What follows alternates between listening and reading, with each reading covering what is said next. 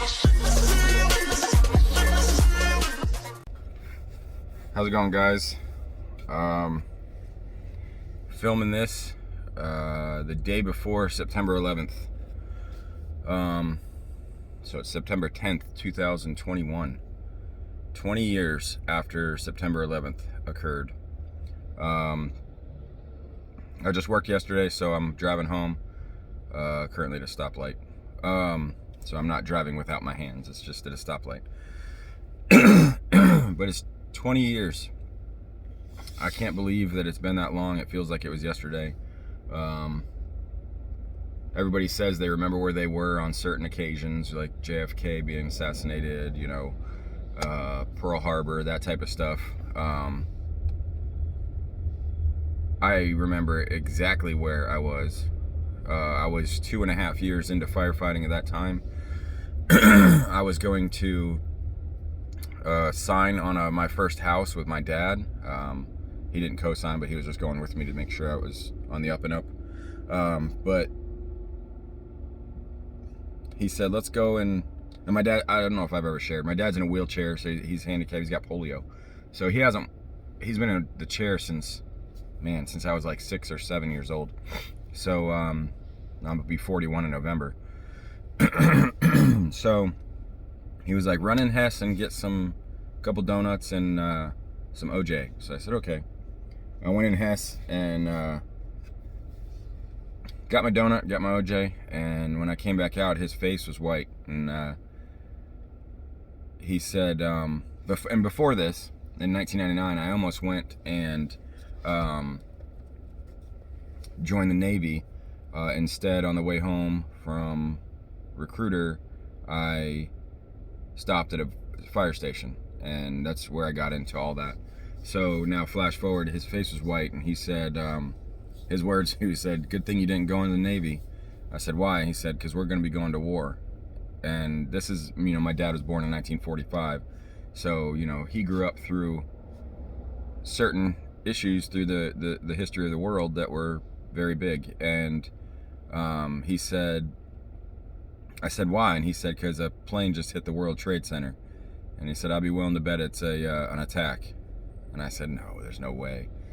Didn't think much about it. I was, almost 21 years old, and didn't think anything bad was going to happen. And then so we get to the bank, and we're going in the bank, and there's a big TV in the corner for like the waiting area, and everybody's standing around it, and the tellers are now around the front of their desk, they're in front of their windows, and everybody's watching the TV. And from the time that we left Hess to the gas station or to the bank, the second tower had been hit. And I looked at my dad and I said, I think you're right. And one of my best friends had joined the Navy, and he ended up getting shipped over. He has passed away since, but he was my best friend, and we went to go sign up together in 1999, and I got into firefighting, and it was more interesting to me. I wish I had gone the other way, honestly, because even though I'm serving the community now, I wish I would have served my country then and through this whole ordeal. But so we're sitting there, and we're all huddled around this TV, and in awe, just couldn't believe it. And then the news came out about the Pentagon, and then we sat there for probably 2 hours. We didn't sign. I didn't sign for the house that day. Obviously, they kind of halted everything, and so I'm sitting there with my dad. Can't believe it's happening. And then the first one collapsed, and then the second one collapsed, and we ended up leaving after that. Both of us were in shock. And then the news started coming out about how many people passed, and how many firefighters and Port Authority and police officers passed. And I'll never forget any of the people that, I'll never forget the day. None of us will. I tell my kids about it, my 7-year-old, not really my 3-year-old, because she doesn't really understand it. But we kind of tell her things about what happened, and I'll never forget the number 343. That's how many firefighters passed away. I feel like every time I look at the clock, like right now, I'm not even lying. It says 9/11.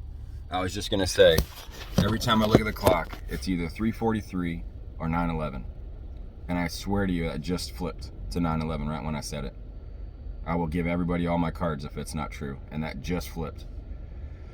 And you can see on the thing I was watching those back pages, or listening to them. I don't know if you're picking it up. But this is what made me think of doing my video. So I didn't, not that I'd forget, but I was thinking of it as Eric was talking. I haven't finished watching it yours yet, Eric. So I got like 5 minutes into it. But it's one of those things that you can't forget. This is something that, and I'm not relating the two at all, a Pearl Harbor style event. You cannot forget this. That would, you'd be doing all the people that lost their lives through the entire 20 years. Soldiers, family members, guys that were down at the pile searching for their friends and their co-workers, the firefighters, cops, port authorities, civilians, everybody that lost their lives that day. You would be doing them a disservice if you were not sharing what you know about it, the history of it, if you were there. We have one of our guys lost his cousin up there. He was a firefighter, and another one lost a family member that was working in the trade centers at the time. So I know I'm rambling. I'm just sharing my thoughts. Taking Eric's advice, get it on video. Maybe he's told us many times.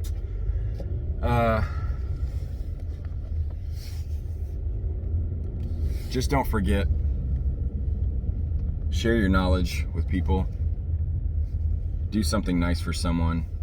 And